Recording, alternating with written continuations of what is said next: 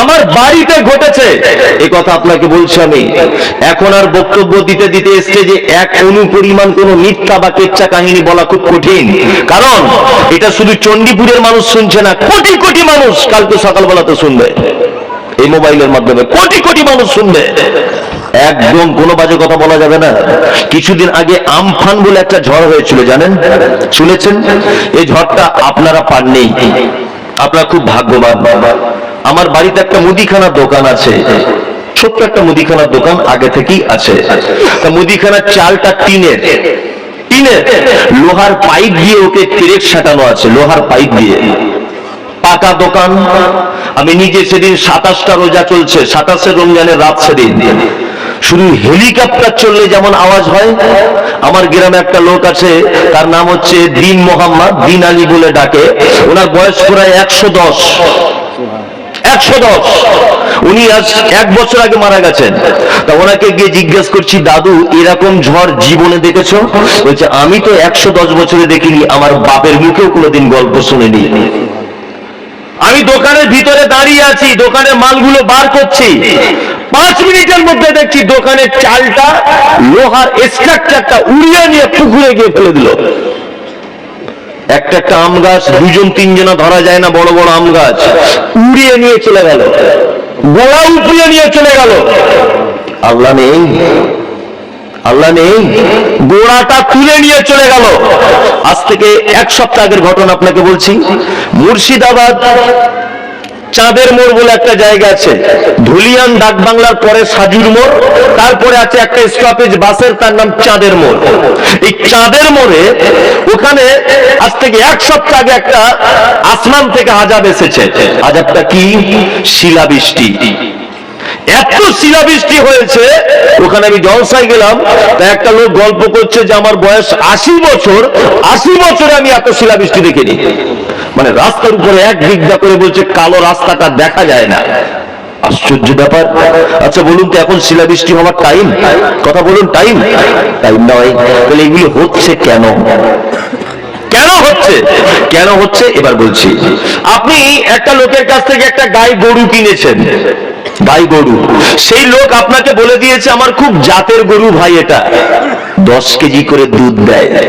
গরুটার দাম 20,000, আপনি 22,000 দিয়ে কিনেছেন।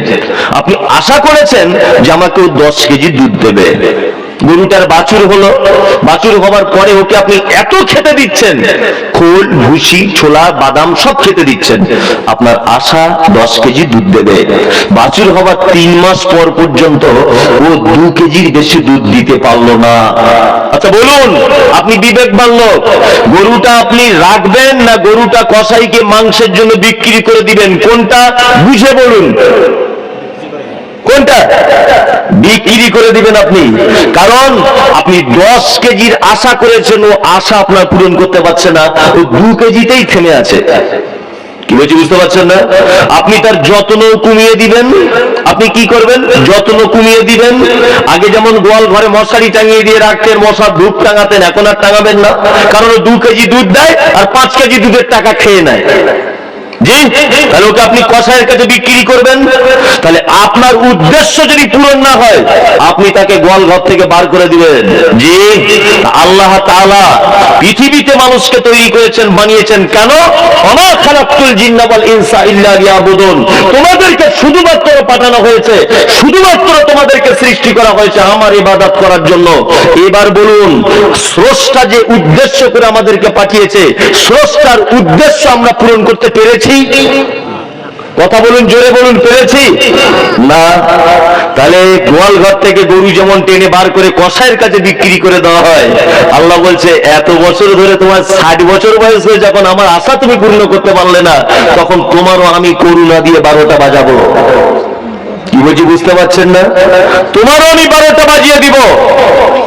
যদি বলেন মৌলভী সাহেব তাহলে শুধুমাত্র ইবাদত বলতে কি মসজিদে গিয়ে নামাজ পড়বো, সংসার করব না, বিয়ে করব না, ছেলে মেয়ের জন্য ইনকাম করব না? ইয়েস, আপনি করুন, ওটা আমি করতে মানা করিনি। আপনি আসলে ইবাদত কাকে বলে এটাই আপনি জানেন না, গোলামি কাকে বলে, দাসত্ব কাকে বলে এটাই আপনার জানা নেই। ইবাদত মানে জি, আপনি ভাত খেতে বসবেন, দস্তরখান বিছাবেন, বিসমিল্লাহ বলে খাবেন। তরকারি যেটা খারাপ হবে বদনাম করতে পাবেন না, খারাপ যেটা হবে খাবেন না, ভালো যেটা হবে সেটা খাবেন। আর মাঝখানে বাসনের হাত মারবেন না, এক সাইডে হাত মেরে তুলবেন। কোনো ভাত যদি পড়ে যায় সেটা আবার তুলে নিয়ে খাবেন। কি বলছি বুঝতে পারছেন? মাঝে মধ্যে বলবেন আলহামদুলিল্লাহ। আপনার স্ত্রী হাঁড়ি থেকে তরকারি মানে তুলবে, স্ত্রীকে বলবেন চামচটা যেন হাঁড়ির মাঝখানে মারবে না, বরকত কমে যাবে। ভাত যখন হাঁড়ি থেকে নিবে তখন তুমি চামচটা যেন ভাতের মাঝখানে মেরে দিও না, হাঁড়ির বরকত কমে যাবে। তুমি কি করবে? তুমি এক সাইড দিয়ে তুমি ভাত তরকারি কাটবে। তরকারি যখন রান্না করবে তুমি তখন ঝোল একটু বেশি করে দিবে। আপনার স্ত্রীকে বলে দিবেন বস্তাতে এখনো 2 কেজি চাল আছে, আমাকে বলবে আবার চাল আনতে। বস্তার চাল একদম শেষ হয়ে গেছে, তারপরে যদি আপনি বাজার থেকে চাল এনে ওই বস্তাতে ঢেলে দেন তাহলে বরকত কমে যাবে। এখনো বোতল, তেলের বোতলে 100 গ্রাম তেল পড়ে আছে, এই সময়তে এসে আবার 200 গ্রাম তেল কিনে ওই বোতলে ঢেলে দেন, তাহলে বরকত বেড়ে যাবে। বাড়িতে আপনার স্ত্রীকে বলবেন আমাদের বাড়ি থেকে যেন একটা লোক যেন ফেরত না যায়, মুসাফির হোক, কন্যাদায় হোক, অভাবী হোক, এতিম হোক, দুস্থ হোক, মাদ্রাসা থেকে হোক, অনাথ আশ্রম থেকে হোক, যেই হোক, হিন্দু মুসলিম জাতিতে যেই হোক, জিজ্ঞাসা করার প্রয়োজন নেই।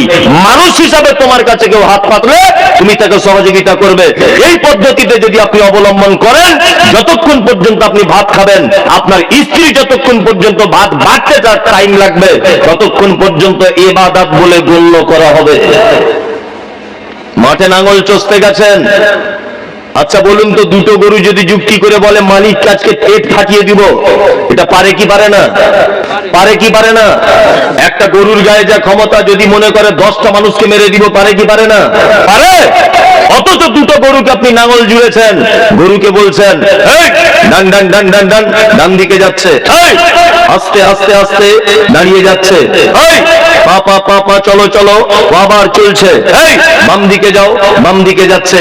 2টা গরুকে আপনি যেমন করে ঘোরাচ্ছেন তেমন করে ঘুরছে। আপনাকে বলা লাগবে আলহামদুলিল্লাহ, আল্লাহ এত বড় 2টো প্রাণী, তুমি আমি যেদিকে যেতে বলছি ও সেদিকে যাচ্ছে, ডান দিকে বাম দিকে। আমি নাঙল জুড়েছি, 2-4 ঘন্টাতে 10 কাঠা জমি নাঙল জোড়া হয়ে গেল, নাঙলের চাষ দেওয়া হয়ে গেল। এটা আল্লাহ আমার তরফে খুব বড় নিয়ামত আমার জন্য তুমি পৃথিবীতে দিয়েছো। যতক্ষণ নাঙল চালাবেন ততক্ষণ ইবাদত। কি বলছি বুঝতে পারছেন না? ইবাদত মানে আরেকটা ভালো করে বুঝে নেন, এক, কোরআনের আদেশ আর নিষেধকে দ্বিধাহীন চিত্তে মেনে নেওয়ার নাম ইবাদত। 2, হযরত মুহাম্মদ সাল্লাল্লাহু আলাইহি ওয়াসাল্লামের আদেশ আর নিষেধকে দ্বিধাহীন চিত্তে মেনে নেওয়ার নাম কি? ইবাদত। যা কিছু করবেন, পায়জামা কাটাতে গিয়েছেন আপনি কোন দর্জির কাছে, আপনি দর্জিকে বলবেন দর্জি বাবু, আল্লাহ নবী বলেছেন পুরুষ মানুষের পায়জামা বা প্যান্টের কাপড় যেন টাকনুর নিচে না হয়, তুমি আমার পায়জামাটা বানাবে টাকনু থেকে 4 আঙ্গুল উপরে। এইটা বলে যদি আপনি পায়জামাটাও বানান, ওটাও ইবাদত, কারণ ওটা আল্লাহ নবীকে আপনি লক্ষ্য করেছেন, ওটাও আপনার ইবাদত। এবার একটা কথা বলি, তাহলে আল্লাহ মানুষকে কি জন্য তৈরি করলেন? ইবাদতের জন্য, তাই না? আচ্ছা, আপনারা কি ভাবছেন যে আপনাদেরকে এমনিতে ছেড়ে দেওয়া হবে? আপনাদের পরীক্ষা করা হবে না? এমনিতে ছেড়ে দেওয়া হবে? আল্লাহ অন্যত্তরে বলছেন, এই তোমরা কি ভাবছো তোমাদেরকে এমনিতে ছেড়ে দেওয়া হবে? তোমাদের পরীক্ষা করা হবে। মৌলভী সাহেব, কি ব্যাপারে পরীক্ষা করা হবে? পরীক্ষার সাবজেক্ট কি? পরীক্ষার সাবজেক্ট আল্লাহ বলছেন কি? লিয়াবলুয়াকুম আইয়ুকুম আহসানু আমালা। তুমি কত টাকা ইনকাম করেছো আল্লাহ বলছে এটা আমার সাবজেক্ট নয়। কত তলা বাড়ি করেছো এটা আমার সাবজেক্ট নয়। তুমি কত বিঘা জমি কিনেছো আল্লাহ বলছে এটা আমার জিজ্ঞাসার মধ্যে আসবে না। তোমাকে তৈরি করেছি আমলের জন্য, আর তোমাকে পরীক্ষা করব কোন বিষয়ে? আল্লাহ বলছে আমি এত বড় বোকা নয়, আমি এত বড় বিবেকহীন নয়। আমি তৈরি করেছি আমলের ব্যাপারে, তোমার জমির ব্যাপারে জিজ্ঞাসা করব না, তোমার বাড়ির ব্যাপারে জিজ্ঞাসা করব না। আল্লাহ বলছে পরীক্ষা তোকে করব, লিয়াবলুয়াকুম আইয়ুকুম আহসানু আমালা। তোমাদের মধ্যে কে সবথেকে ভালো আমল করেছো? কে আমল ভালো করেছে এটা পরীক্ষার সাবজেক্ট। কি বলছি বুঝতে পারছেন না? আমল কে ভালো করেছো? মাঝখানে আর একটা কথা বলে দিচ্ছি, শুনে নেন। সব আমল কিন্তু ভালো আমল নয়। কি বলছি বুঝতে পারছেন? এই কথা আমি অনেক জায়গাতে বলেছি, আবার আজকে কথাটা রিপিট করছি। বক্তার বক্তব্য শুনবেন অবশ্যই, কিন্তু বক্তব্য শোনার আগে খুব হুঁশিয়ারি করে শুনবেন যে বক্তাটা কোথাকার, কোথায় এর বাড়ি, এর আকীদাটা কেমন। কি বলছি বুঝতে পারছেন না? কিছুদিন আগে মুর্শিদাবাদে একটা বক্তা বক্তব্য রাখতে রাখতে বলছে, নেই কারণ আছে? আছে। কি কারণ এবার আপনাকে বলছি আমি। আচ্ছা, আল্লাহ তাআলা পৃথিবীতে মানুষ হিন্দু মুসলিম ইহুদি হাঁড়ি চুয়ার চামার বাগদি ছুতর মেতর হানাফি সাফি মালিকি হাম্বলি দেওবন্দি জামাত ইসলামী ফারাইজি সালাফি তবলিগি পাথরচাপি ঘুটিয়াবি আজমিরি কাশ্মীরি যত দল ও পথ মত আছে, আচ্ছা বলুন তো দেখি পৃথিবীতে মানুষকে আল্লাহ তাআলা কেন পাঠিয়েছেন? এটা জানা আছে আপনার? মানুষকে কেন পাঠিয়েছে এটা জানা আছে? জানা নেই। আমি বলে দিই একটা একটা করে। আচ্ছা, এটা আপনারা জানেন, উদ্দেশ্যবিহীন যদি কেউ কোনো কাজ করে মানুষ তাকে পাগল বলে। কি বলে? পাগল। আমি হরিশ্চন্দ্রপুরে ট্রেনে নামলাম, একটা ছেলে আমাকে নিতে এলো মোটর সাইকেলে করে।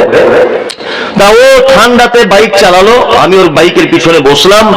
ওর একটা উদ্দেশ্য আছে যে একটা মুসাফির মানুষ, বক্তা মানুষ, আলেম মানুষ, ওকে যদি মোটর সাইকেলে করে আমি আমার জলসা পর্যন্ত ওকে পৌঁছে দিই, তাহলে আমি 10টা হোক আর 1টা হোক নেকি পাবো।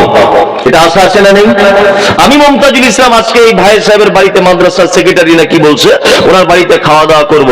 খাওয়া দাওয়ার পিছনে ওনার একটা মহৎ উদ্দেশ্য আছে যে আমি মওলানা সাহেবকে খাইয়ে 2টো নেকি অন্তত পক্ষে পাবো। আশা আছে না নেই? আছে। এবার আপনাকে বলছি, উদ্দেশ্যবিহীন কেউ কোনো কাজ যদি করে তাকে মানুষ কি বলে? কি? পাগল। উদ্দেশ্যবিহীন কেউ কোনো কাজ করলে মানুষ তাকে পাগল বলে। আচ্ছা বলুন তো, আল্লাহ তাআলা যে পৃথিবীতে এতগুলি মানুষ পাঠালেন, এতে কি কোনো উদ্দেশ্য নেই? আছে। উদ্দেশ্য কি? উদ্দেশ্য হলো এই, অমা খালাকতুল জিন্না ওয়াল ইনসা ইল্লা লিয়াবুদুন। আল্লাহ বলছে মানুষ আর জিনকে আমি তৈরি করেছি শুধুমাত্র আমার ইবাদত করার জন্য। কিসের জন্য? আমার ইবাদত করার জন্য। এবার আপনাকে বলছি, আবার গোড়াতে ফেরত আসছি। ওমিক্রন করোনা হচ্ছে কেন? আল্লাহর আযাব হচ্ছে কেন?